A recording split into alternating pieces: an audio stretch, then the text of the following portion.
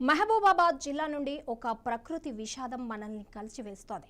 రాష్ట్రంలో రికార్డు స్థాయిలో నమోదవుతున్న ఉష్ణోగ్రతలు మనుషుల్నే కాదు మూగ జీవాలను కూడా బలి తీసుకుంటున్నాయి.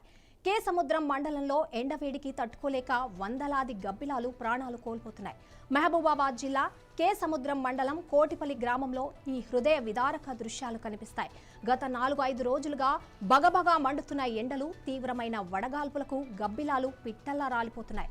చెట్లపై నివసించే ఈ జీవులు వేడిని భరించలేక నిర్జీవంగా నేలపై పడిపోతున్నాయి. ముఖ్యంగా ఇళ్ల పరిసరాల్లోనే ఇలా జరుగుతూ ఉండడంతో గ్రామ ప్రజలు తీవ్ర భయాందోళనకు గురవుతున్నారు. ఇది ఏదో అరిష్టానికి సంకేతమని వారు ఆందోళన చెందుతున్నారు. పర్యావరణవేత్తలు మాత్రం ఇది పూర్తిగా వాతావరణ మార్పుల వల్ల ప్రభావమేనని స్పష్టం చేస్తున్నారు. ఈ మూగ జీవాలను కాపాడేందుకు అటవీ శాఖ అధికారులు, స్వచ్ఛంద సంస్థలు వెంటనే చర్యలు తీసుకోవాలని గ్రామస్తులు కోరుతున్నారు. వాటి దాహార్తిని తీర్చేందుకు ప్రత్యేక ఏర్పాట్లు చేయాలని విజ్ఞప్తి చేస్తున్నారు.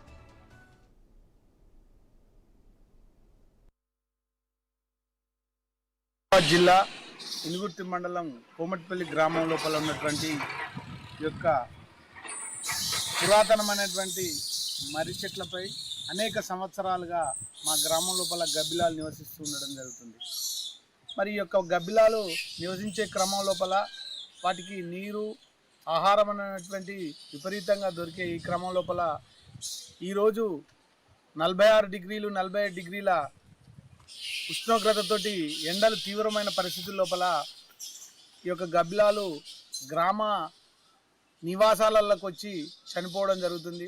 ఆ విధంగా ఇండ్లలోకి వచ్చి చనిపోవడం వల్ల గ్రామస్తులంతా కూడా అరిష్టంగా భావిస్తున్నారు. మరి దీని గురించి గతం లోపల కూడా కొంతమంది స్ప్రింక్లర్ పెట్టి వాటిని పరిరక్షించడం జరిగింది. మరి వీటిని రక్షించేటువంటి బాధ్యత కానీ, మరి వీటిని నిర్మూలించేటువంటి బాధ్యత కానీ ఎవరైనా తీసుకోవాల్సిందిగా అధికారులకు సూచించడం జరుగుతుంది. పురాతనమైన 2 మర్రి చెట్లు, మరి లక్ష్మీనారాయణ స్వామి దేవాలయం వద్ద ఒక రావి చెట్టు పెద్దది, కనీసం 78 సంవత్సరాలు కలదు ఆ చెట్లకు.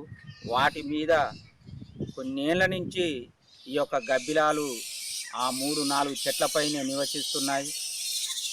రాను రాను ఈ యొక్క ఎండల తీవ్రత కోసము ఈ సంవత్సరం ప్రత్యేకించి మా గ్రామం లోపల గబ్బిలాలు చాలా వరకు చనిపోవటం జరుగుతున్నది. కాబట్టి మరి ఇంతకుముందు పోయిన సంవత్సరము ఒక భక్తుడు మన గ్రామం లోపల ఆ యొక్క చెట్లపైన స్ప్రింక్లర్లు అమర్చి వాటిని పరిరక్షించుకోవటం జరిగింది. మరి ఇప్పుడు మాత్రం భక్తులు ఎవరు రాలేకపోతున్నారు వాటిని పరిరక్షించుకోవడానికి. మరి ఇప్పటికైనా ఎవరైనా పెద్ద మనసు చేసుకొని వాటిని పరిరక్షించుకున్నట్లయితే మా గ్రామానికి మీరు కూడా ఎంతో మేలు చేసిన వారు అవుతారని మేమంతా